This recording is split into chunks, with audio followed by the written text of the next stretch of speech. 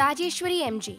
She pursued her BE in Electrical and Electronics at the People's Education Society College of Engineering, Mandya. She pursued her MTech in VLSI Design and Embedded Systems at the Sri Jagadguru Balagangadharanta Institute of Technology, Bangalore. Her personal skills lie in good verbal and written communication skills. Her areas of interest lie in OOPS with C++, renewable energy sources, HVDC transmission, digital relays, automotive electronics, advances in VLSI design. She has also had papers presented at the national level, such as the Innovative Architecture for SoC Multi-Core Hybrid Processor, presented at the RNSIT, Bangalore. Welcome to UGC lecture series of BSc Physics Honours. Today we are dealing with the subject electromagnetic theory. In this session we are going to concentrate on waveguide structures and waveguide modes. So let us start with the waveguide structure. So how the waveguide structure will be. So the basic structure of a waveguide. So before starting the waveguide, we need to know what is a waveguide. Waveguide is going to help in a transmission and confinement of a light. So that is called as a waveguide. So we need to know the waveguide structure, how this waveguide structure will be there. So the basic structure of a dielectric waveguide consists of a longitudinally extended high index optical medium, that is called as a core, and which is transversely surrounded by low index media, that is called as cladding. So the core is transversely surrounded by a low index media, which is called as cladding. So we can say the core is covered with a cladding. So a guided optical wave propagates in the waveguide along its longitudinal direction. So the guided optical wave will always propagates in this waveguide along with the longitudinal direction only. So the characteristics of a waveguide are determined by the transverse profile of its dielectric constant. So this is a dielectric constant that we have studied, which is having the characteristics of waveguide, which is epsilon x comma y divided by epsilon naught, which is independent of the longitudinal direction. So the propagation, if we consider it is in z direction, this constant is always independent. And also for a waveguide made of optically isotropic media, we can characterize the waveguide with a single spatial dependent transverse profile, that is having an index of refraction, that is nx y. This is some of the waveguide structure important factors that we need to consider. So this is clearly shows in the picture that how what we discussed previously, which is having a core here. Inside this core, this is a centered core which is surrounded by a cladding, that what we discussed. So in the core only the transmission and confinement of a optical activity will be takes place inside the core, and this core is always covered with the cladding. And here there are two basic types of waveguides are there. The two basic types of waveguides are, one is the non-planar one and another one is a planar one. So in the non-planar waveguide, it is having only two dimensional transverse optical confinement, and the core is surrounded by cladding in all transverse directions. So whatever the transverse direction is there, in all the direction the cladding is surrounded, and it is having a two dimensional optical confinement, that is the optical confinement will be of two dimension, and also the cladding will be surrounded in all transverse direction. And also the n of that is refractive index nx y is a function of both x and as well as y coordinates. So this is the example for this non-planar waveguide is the channel waveguides and the optical fibers. So in another type is the non-planar waveguides. In a planar waveguides that has a optical confinement in only one transverse directions. So in only one transverse directions the optical confinement will be there in planar type. So the core is here, it is sandwiched between a cladding layers in only one direction. The sandwiching of a core by the cladding is only in one direction in a planar waveguide. And also say if it is x direction with an index profile having n of x, therefore the core of a planar waveguide is also called the film. So the core will be called in the planar waveguide as a film. So while the upper and lower claddings layers are called the cover and the substrate. The upper is called as a cover and lower is called as a substrate. So and also we have to know that the core will be covered, will be sandwiched by the cladding here. Here it is not completely covered by cladding, it is sandwiched by the cladding only, and also the confinement is only in one direction. So next in the picture we can observe the planar waveguides for integrated photonics, where we can observe the planar waveguides. So we can say that this core is sandwiched by two cladders. The sandwiched by the cladders, that is upper is called as a cover and the bottom one is called as a substrate here. And also here we can observe, which is taken here, it is n1 is greater than n2 and comma n3 is what the function we are taken, which is taken in all three coordinates, that is x, y, z coordinate, and the confinement is only possible in the core, that is which is having n1. And also the another one picture, it is showing the cylindrical optical fibers, where we can observe that n1 for the core and n2 for the cladding, which is completely covering the core here completely, so that we can say that n1 is greater than n2. So the optical waveguides are the basic elements for confinement and transmission of light over various distance, and it is ranging from tens or hundreds of micrometer in integrated photonics to hundreds or thousands of kilometer in long distance of fiber optic transmission. So this is a basic things of optical waveguides. Due to this confinement and transmission of light, we can able to have the application in various range of optical waveguides. So next move on to the index profiles. Depending on the index profile, the waveguide is classified or based on the index profile into two types. A waveguide in which the index profile has abrupt changes between the core and the cladding is called as step index waveguide. So we can say the index depending on the index profile in which the waveguide in which the index profile will abruptly change, that is called as a step index waveguide. And also another type where the index profile is linearly changing, that is called as linear index waveguide, that is called as graded index waveguide. So the graded index waveguide is one type and the step index waveguide is another type. So in the picture we can observe that how the index profile is varies in two types. In the step it is abruptly changing, whereas in the graded index it is linearly changing. So we can observe that in the graded index the index profile is linearly observed. So these are the two types of waveguides depending upon the index profile. So next we move on to waveguide modes. So this will be helpful for characteristics of a particular waveguide structure. For studying the particular waveguide structure, this waveguide modes is very important. So waveguide modes exist that are the characteristics of a particular waveguide structure. So based on the waveguide structure there will be a different equations that we get. So from the equations we can be able to study the characteristics of the waveguides. So a waveguide mode is a transverse field pattern whose amplitude and polarization profiles remain constant along the longitudinal z coordinate. We are considering it is as a transverse field pattern only, and it is always a same and it is identical or longitudinal, we can say it is a longitudinal to the z coordinate. So this is a waveguide mode is a transverse field pattern whose amplitude and polarization profiles remains constant. It has to be remains constant along the z or z axis, or we can say longitudinal z coordinate.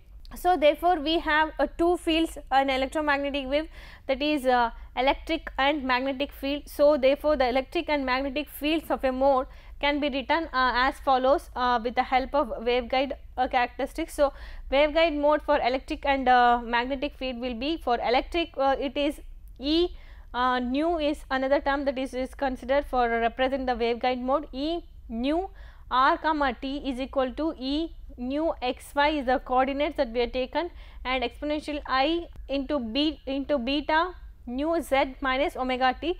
The same is considered for the magnetic field also. By changing E in place of E, it is changed by H, where mu is the mode of index, that is that what we nu is considered here, where nu is the mode of index, and E nu x y and H nu x y are the mode field profiles, that is electric field and magnetic field profiles, and also beta nu is a propagation constant of the mode.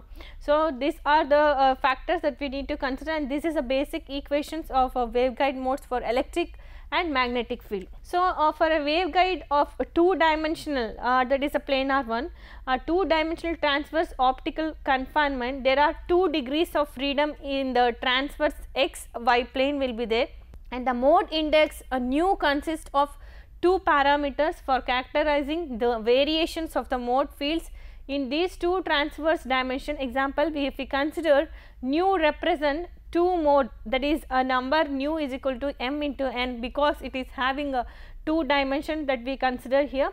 So, that is nu is equal to m into n. This is with the integral m and n for a discrete guided modes. For this is for, we can say it is for a non-planar waveguide mode. So, if it is considered for a planar waveguide, the mode field do not depends on y coordinates. So, thus electric and magnetic field of a mode again can be simplified like this for a planar mode. So, here onwards we are confined, or we are going to narrow down our discussion only on a waveguide mode for planar one. So, for planar one, if we consider, the electric and magnetic field will be E nu r comma t is equal to E nu x exponential I into beta nu z minus omega t, and the same expression will be written for magnetic field also. In place of it is written H here, and all other terms will be remains as it is. So, in this case also nu consists of only one parameter characterizing the field variation in only the x dimension, because we know the planar will having only one dimensional, it does not have 2 dimensional. So, the general idea we have to analyzing the waveguide modes that need to consider is consider a qualitative behavior of an optical wave in an asymmetric planar step index waveguide. So, we already know what is step index and also the planar out. So, for if we consider this how the characteristics will be changed. So, where we can say that n1 is greater than n2 is greater than n3. So, for an optical wave of angular frequency omega and free space wavelength lambda, the media in the 3 different regions of the waveguide which is going to define the propagation constant, we can say that is k1, that is equal to n1 omega divided by c, and which is we are confining for 3 different regions. So, that is k1 is equal to n1 omega divided by c, and k2 will be n2 omega by c, and k3 will be n3 omega by c. So, where here also the k1 is greater than k2 and k2 is greater than k3. And also we can obtain useful initiative picture from considering the path of an optical ray or a plane optical wave in the waveguide with the help of this waveguide characteristics equations. So, this initiative ray that is what we previously said, that can be written like this: initiative ray and wavefront pictures. For this is how it looks for n1 is greater than n2 is greater than n3. So, there are 2 critical angles associated with the internal reflection at the lower and upper interfaces, that what we are discussed, which is having 2 critical angles, that is here theta is there, another critical angle here we can observe here, which is a lower and upper critical angle we can say. So, that is theta c2 which is equal to sine inverse of n2 divided by n1, and theta c3 is equal to sine inverse of n3 divided by n1. So, where these 2 critical angle will be related like this, where the theta c2 is always greater than theta c3 here, c2 is always greater than theta c3, because we know that n2 is greater than n3, that is previously we know that n2 is always greater than n3, that is why theta C2 is greater than theta C3. So, also if this is holds good, then it also we can also say that theta is greater than theta C2, that is greater than theta C3. So, the wave inside the core is totally reflected at both the interfaces. So, at both the interfaces we can say the wave will be totally reflected and it is trapped by the core, only it is not going out of the core, it will be stayed inside the core. That is what we can observe by relating this.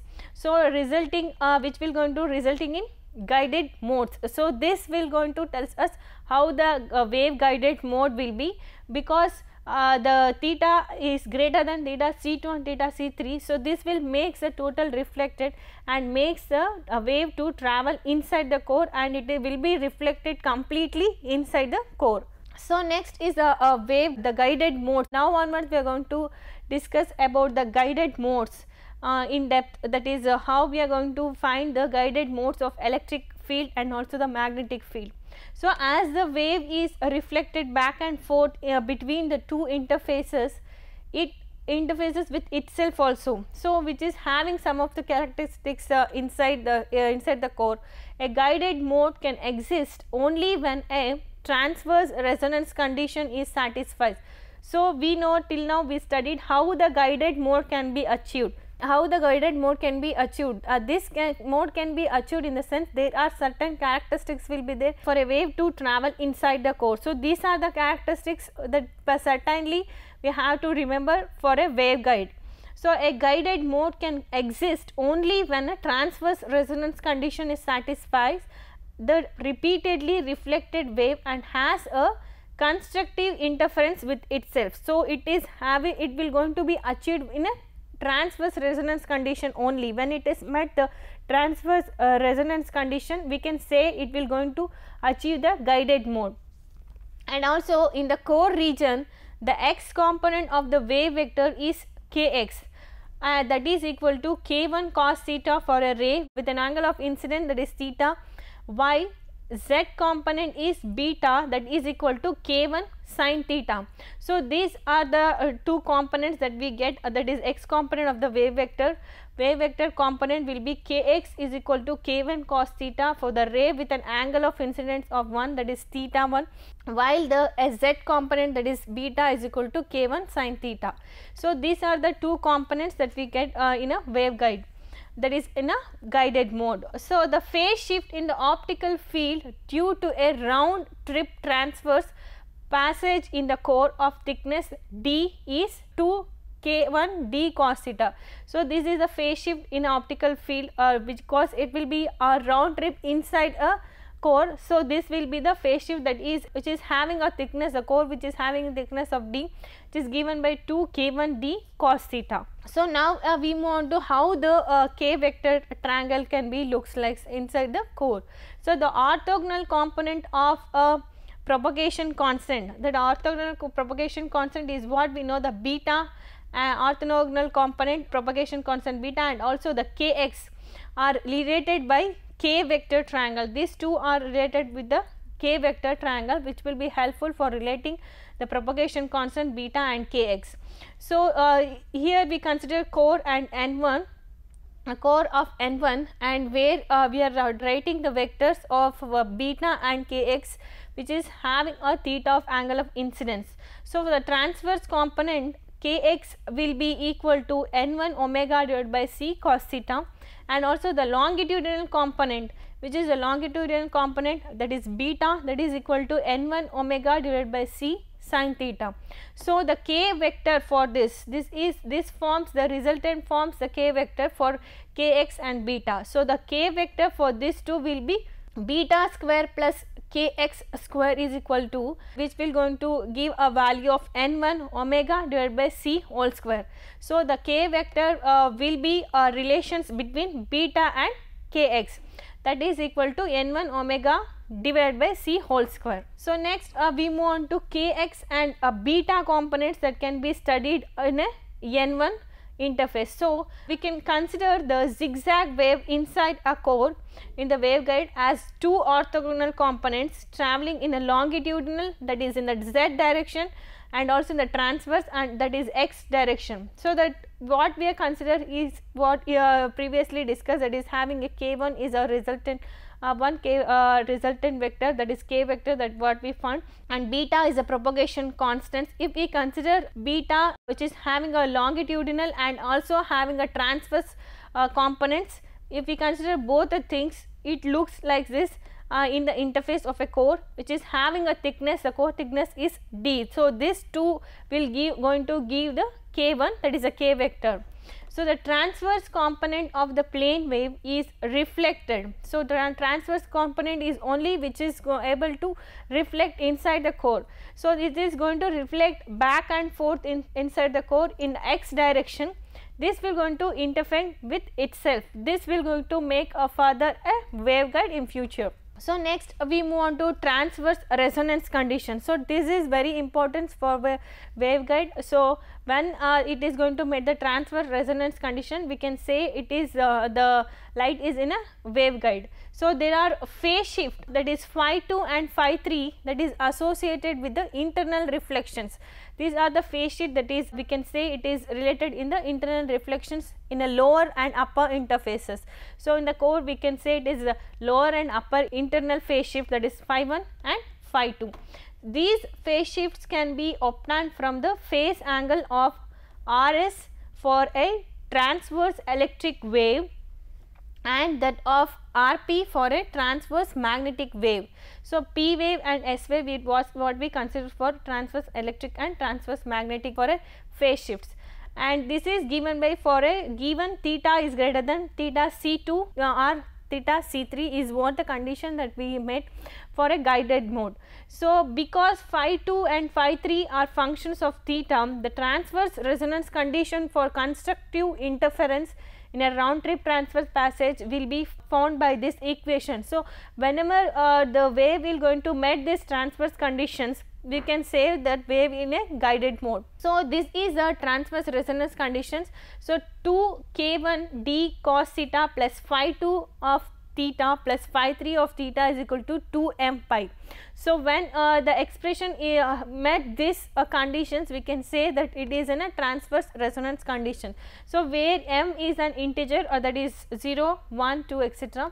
So because m can be assume only integral value here, only because of certain discrete value of theta can satisfy the transverse resonance condition. So this is the resonance condition, it has to be met for waveguide. So the next we are going to move about the transverse electric polarizations. So the for a slab waveguides we define x and z plane is considered as a plane of incidence.